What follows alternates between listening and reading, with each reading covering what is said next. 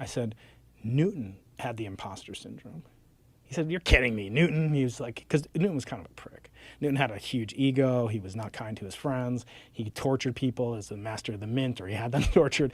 Tortured people? Yeah, he was physically like, tortured people? Yeah, I mean, he not him. Push that microphone like so it's like in your face. Okay, yeah, there you go, like that. Yeah, you'd think a podcaster. He tortured people. He was responsible. He was like he was responsible for the equivalent of the IRS in England. So people would cheat. They would scrape down pennies. That's right. Yeah. I read this. He was the master of the mint, it was called. Yeah, that's right. He was also about this. Alchemist. He was an amazing guy, but he was kind of a prick. And he had imposter syndrome as well. So he had imposter syndrome. Now, who could he have imposter syndrome about? You might wonder. And if you read his writings, do you know what Isaac Newton, the creator of calculus, the first person to understand universal gravitation, discovered laws of optics, do you know what his biggest accomplishment, according to him, was? What? He died a virgin. Yeah, that was a weird one, right? Yeah, Yes. I was going to bring that up. He was celibate. You know why? Why? Because there's only one way that he could emulate his hero, the person before whom he felt the imposter syndrome. And who was that? That was Jesus Christ. Oh, boy. So he wanted to be Christ-like. He wanted to emulate Christ. And the only way he could do it, he couldn't like fast, or I don't know, he couldn't walk on water. He couldn't turn water into wine. He couldn't turn loaves into fishes or whatever Jesus also did. But he could die celibate. And that's who he had imposter syndrome. But the lesson is... But is this from his writing that he spoke of this? Yeah. Are you sure he just was like an excuse for he didn't like sex? I don't know. I mean, it sounds nutty. Because like, how do you figure that out when you're like 14, 15 years old? You know, you're young and full of hormones, and you've made this decision to be like Jesus. Yeah. No, it's he was a strange guy. He sounds insane. He definitely was. He was not like Galileo. You would want to hang out with Galileo. If you met Galileo, I probably want to hang out with him too. Yeah, no, for a little bit, just to see what it's like. So when you win the Nobel Prize, you go there, and what is the commandment about idol worship? It's that you shall make no gilded, golden, graven, like engraved images. So who is that? Do you know who that is? Albert Nobel? Yeah, it's Alfred Nobel. That's right. Alfred. And you know, he invented dynamite, and he also died. He died never having been married. I don't know if he was celibate or Holla. So he was never married. But he established this prize. When you win it, you literally, the king of Sweden comes up to you, and you must bow down to him. And he puts the gilded graven image on your head.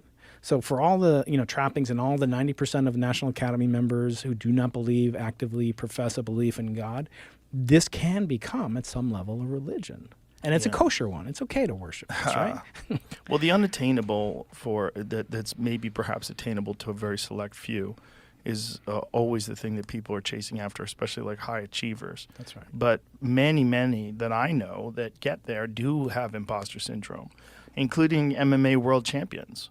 Like some of them, they get there like, this isn't real. This can't be real. I can't be the man. Because they've set this up their whole life. And also, look, you can get to the promised land, but you can't stay in it. How many baseball teams have won the World Series year after year forever? I mean, even the Yankees haven't done that. Even your Bo Sox haven't done that, right? They're not mine. Okay, fine.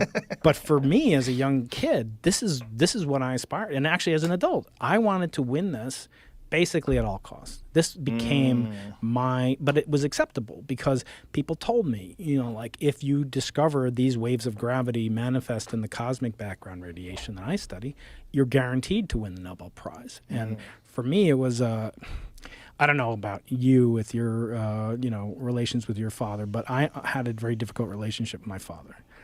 And in it was really predicated the way that some kids would like get into fights or, with their father, or maybe they would try to be a better football player than their dad or whatever. My father was a great scientist and mathematician.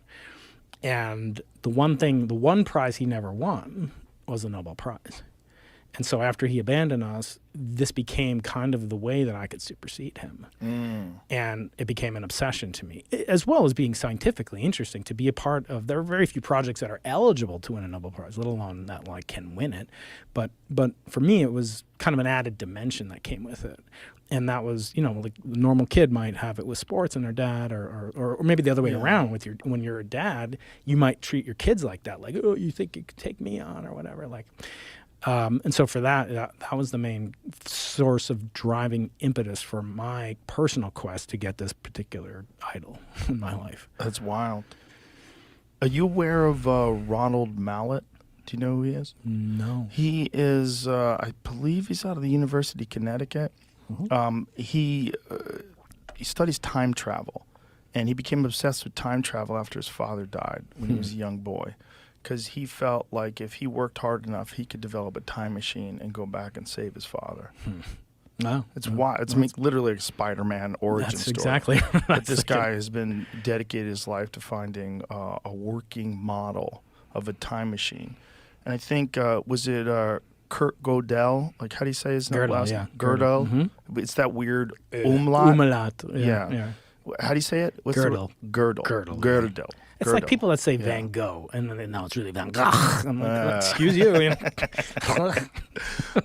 But he developed a working model, but it just required something like the size of the solar system. No, you're right. I don't know how you know that. But yeah, he had a rotating cosmos where you could have what are called world lines. You could have just like you could walk around the surface of the Earth, and if you go in the same direction, eventually you'll come back to where you started. If the universe was somehow rotating in the way that he envisioned it, you could have it end up on a time start where you began from the beginning. Yeah, see that traveler's life like time like curve. Wild. Gödel's interesting because he and Einstein were buddies back at the Institute for Advanced Study, like Oppenheimer. I don't know if you saw Oppenheimer. But I haven't seen it yet. You should see it. I don't go to the movies. I do go to the movies. I saw Barbie. Yeah, did it? Your girls drive you there? Yeah. My girls are not old enough to drive you there. It's fun. I want to say, my friend Ben Shapiro, your former guest, he hated it. I don't understand Ben. He needs to fucking have a sit down with me about chill this. Chill out about that. Maybe he'll come. But everything's a goddamn culture war. I know. That's what I love about astronomy. No one ever freaking wakes up and says, "See that comet over there? That's a Republican. There's a Democrat astronaut." No, screw that. It makes you're studying things that are so immense and so spectacular that it makes all this stuff seem like nonsense. This stuff that people fill their days up with complaining about. A fucking Barbie movie. Jesus Christ.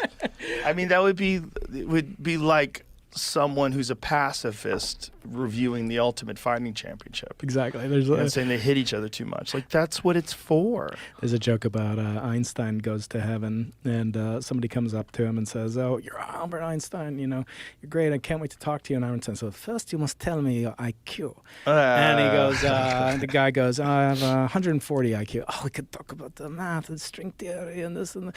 And then another guy comes up, "Oh, what's your IQ?" It's 130. "Oh, we could talk about the stock market, and we can talk about all these, financial